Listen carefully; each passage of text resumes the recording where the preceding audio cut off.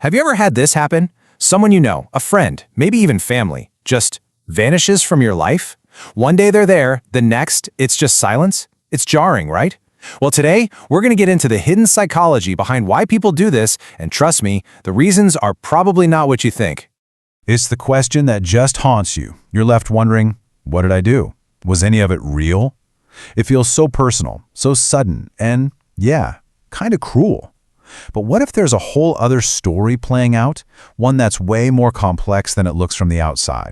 So here's the thing. We usually see this as an act of arrogance, someone being impulsive and just plain mean. But the hidden reality, what we're going to unpack here, is almost the complete opposite. It's often a desperate move by someone who is psychologically overloaded. It's about self-preservation, and for them, it's almost always the absolute last resort.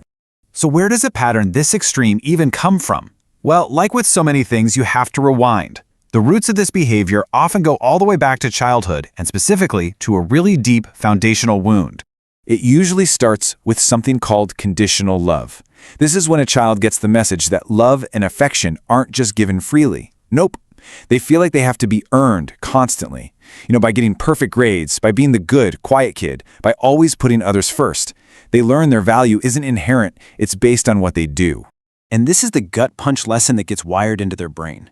When a kid feels like they're consistently not chosen or just overlooked, they start to believe something really painful. I am replaceable. They think if they slip up, if they aren't perfect, they'll just be swapped out for someone or something better. This quote just nails it. This whole experience isn't just a bad memory. It becomes their operating system for life.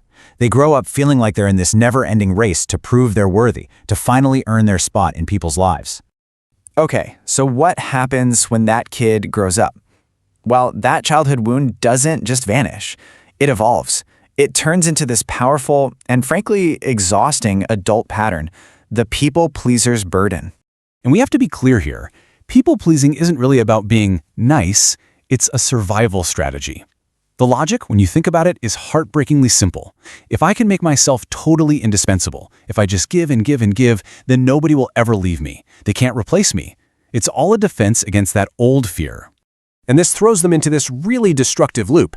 First, they spot a need in someone else, then they completely overextend themselves to fill it, usually at their own expense, but then their effort gets ignored or just isn't appreciated, and instead of getting mad, they just internalize that disappointment. They see it as their own failure. And here's the real kicker. They do it all over again, but this time they're willing to accept even less. The bar just keeps getting lower and lower. Now, you can only run on that hamster wheel for so long, maybe for years or even decades. But eventually, anyone operating like this is going to slam into a wall. And that breaking point, it actually has a name: psychological overload. This is not just a bad mood or a flash of anger. It is a state of complete, total, emotional burnout. The best way to think about it is like a phone battery that's been drained to zero and recharged improperly for years. Eventually, it just won't hold a charge anymore. Their ability to tolerate, to give, to absorb one more disappointment is just gone. So what causes this overload? It's really a mix of three things. First, you've got that deep sensitivity to betrayal from their childhood, which makes any small letdown feel like a massive abandonment. Second, add in years and years of resentment that's been bottled up from all that people-pleasing. And then finally, you get the final straw. It might look like a tiny incident to an outsider, but for them, it's the one thing that makes the whole dam break.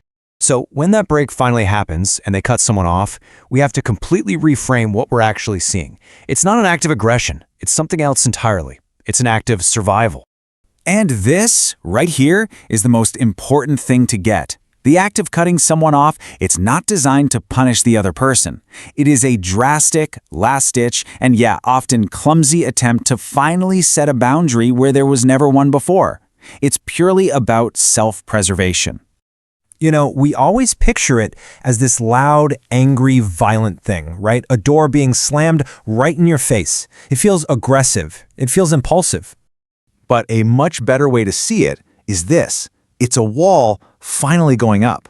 A wall that probably should have been built slowly, brick by brick, with little boundaries set over many years.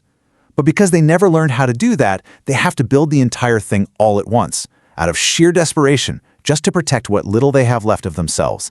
And that leaves us with a really powerful question to think about. not just about other people, but about ourselves too. Which is the real tragedy here? A relationship that ends with a sudden protective wall, or a person who just keeps bending and bending and bending until they completely shatter?